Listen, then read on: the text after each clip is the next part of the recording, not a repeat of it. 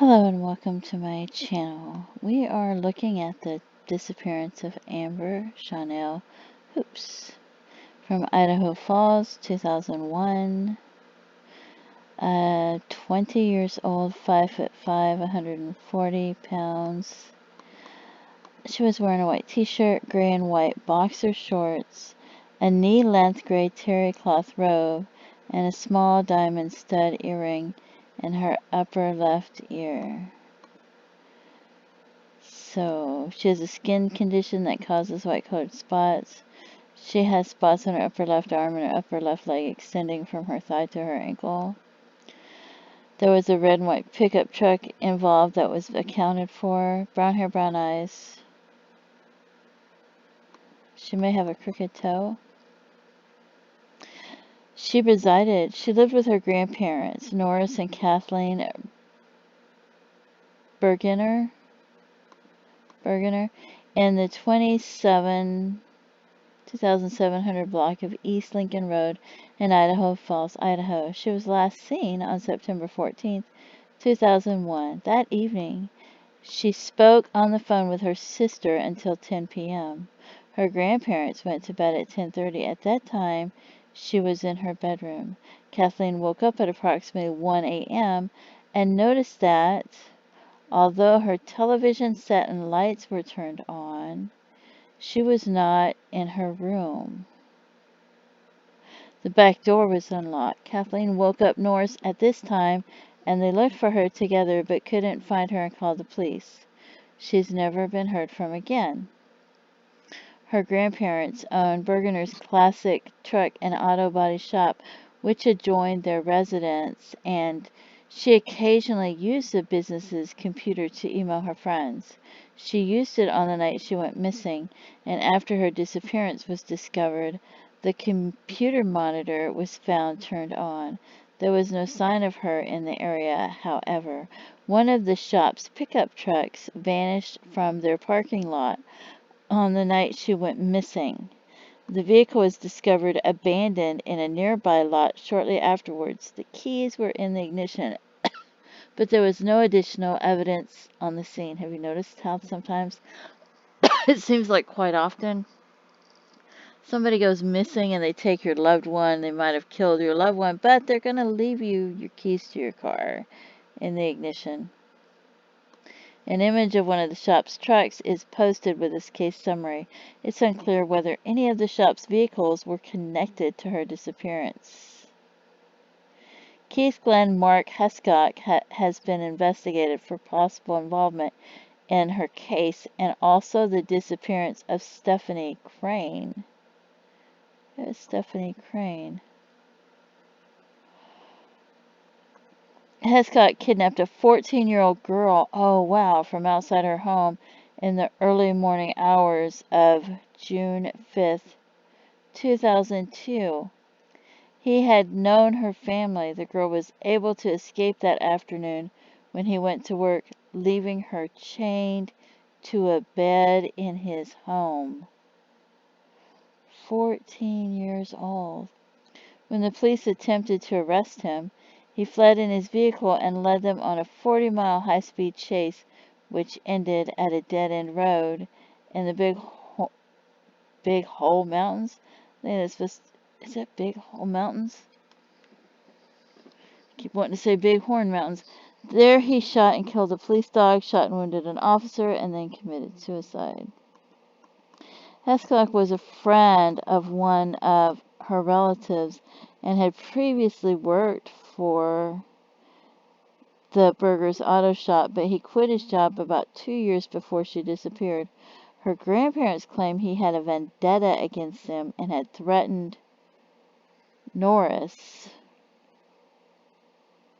shortly before she went missing, and when she vanished, they immediately believed he's involved. So he's threatening them, telling them he's going to hurt somebody, and they think, oh, that's who did it. So they're like, oh, I know who did it, but nobody's listening to them. The police investigated him at the time, but he had an alibi, and the authorities, they didn't even consider him a serious suspect until after his death, after he got caught They're like, oh, they don't think he did it. So his neighbor says he was hunting in Challis, Idaho, the weekend that Stephanie disappeared. He also owned a yellow pickup truck similar to the one that may be connected to the case. So that means somebody might have saw the yellow pickup truck there. Authorities have not been able to link him to either disappearance, however. His only criminal record in Idaho had been for poaching, but he had felony convictions in other states. She left all her personal belongings behind, including her paycheck. Her relatives described her as a socially withdrawn young woman who had very few friends, but was very close to her family, particularly her younger sister. She was a regular churchgoer at the time of her disappearance, and her hobbies included creative writing, photography, piano playing, and singing. Following her high school graduation, she took a job as a nanny for 2 children. She was considering enrolling in culinary school. It's highly uncharacteristic of her to leave without warning. In 2007, in remembrance of her, September 14th was officially designated as Idaho Falls Missing Persons Day. Authorities believe she was abducted from her home. They've never found her. Her case remains unsolved. Well, yeah. That's crazy. And my computer's like really not working today. It's really slow. There's Stephanie Lynn Crane. This says 9 years old. Why did the other one say 14? Didn't it say 14?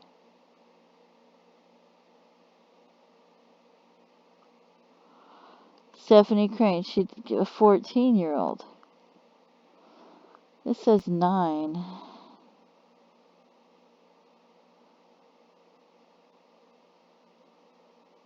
I don't get it. I don't know which one's right. That was the link that took me here.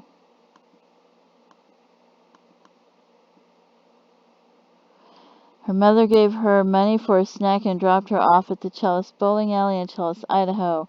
Isn't that where he went hunting, was Challis? On October 11, 1993, she went bowling with friends and departed at approximately 4:45.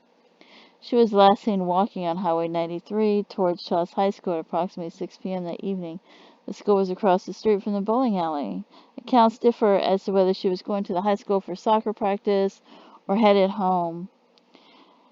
She hadn't arrived home, and her parents notified the police. An extensive search covering 7,000 square miles in 2 counties turned up no sign of her. A yellow pickup truck with red pinstripes was seen in the area around the time she vanished and may be connected to her disappearance. Keith Glenn Mark Hescock has been investigated for possible involvement in her case and also the disappearance of Amber Hoops. Hescock kidnapped a 14-year-old girl. Oh, it's a different girl. From outside her home in the early morning hours of 2002 that he knew her family. So that was somebody else. It doesn't have the 14-year-old girl's name in here. Well, it says they have 5 to 10 persons of interest in her case, though. I don't know. One of them, a woman who refused to answer any questions without an attorney present. Another, a man who took a polygraph with deceptive answers but inconclusive. So, I don't know. And if this ever shows up, because like I said, my computer's just like freezing up and running really slow today. I don't know what's going on with it. This is where Amber lived. See the house, and there's the business. So I would think this one's the house, and this is the business. And I don't know, maybe this is the back door, or if there's another back door over here that was unlocked, but I think this would be the back door, and this would be the front door, so I wonder if that was the one that was unlocked. And then if he took her, and then he went hunting, if I can get that tab to open. Like I said, my computer's just so slow. I've been trying to record this all day, and it's just, I can't do nothing with it.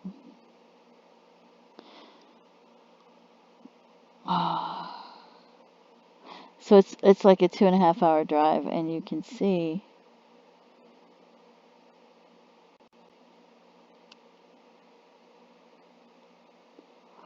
Wonder if somebody helped him. The other guy that was the cover, wonder if he was involved with a 9-year-old going missing. I don't know. Well, I guess I can't go accusing people of doing things that I don't know what they did. Or saying maybe they did it when I don't know. Suspecting them. Saying, oh, I wonder if they did it. Can I do that? Maybe I can. So my map's not, there's the map, but it's not really coming up much.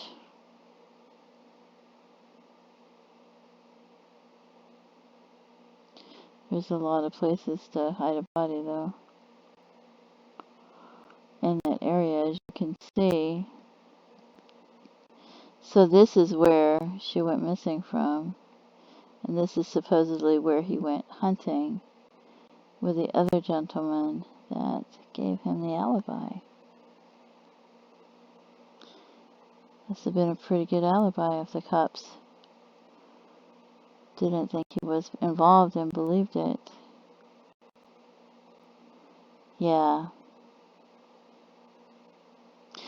If there were two of them, it would have been much easier too. But maybe it was just him by himself. Maybe he had a gun. Maybe he went through the door. Maybe he was watching through the windows. I don't know. How to drive the truck to where he was parked and then left that truck there. And left the keys in the ignition.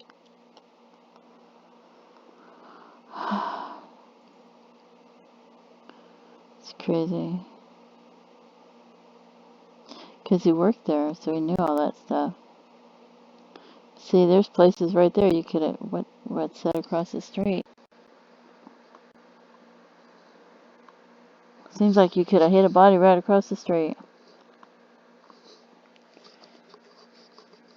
I don't know if I can get it there, though. Yeah, see?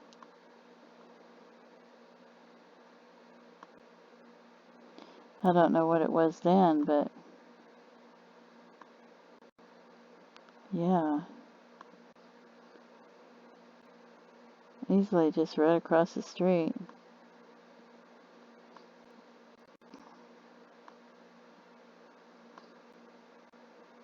Especially at night, in the middle of the night. I don't know. Who knows what happened? But, you know, if he's threatening them and they think he did it, and you're thinking, oh yeah, he said he's going to do it, well, that's probably who did it, or was at least involved, right? Somehow. And then he does something else, and they're like, oh yeah, maybe he did do it. That's a shame. Just right off the bat. Right when they said she went missing and he was involved, that would have been the time to take a lot of action. That's so sad, but anyway, it's just unbelievable. So young, 20 years old. Said he was hunting. His neighbor, oh yeah, so his neighbor said he was hunting. That's not his alibi. His neighbor says he was hunting the weekend that she disappeared.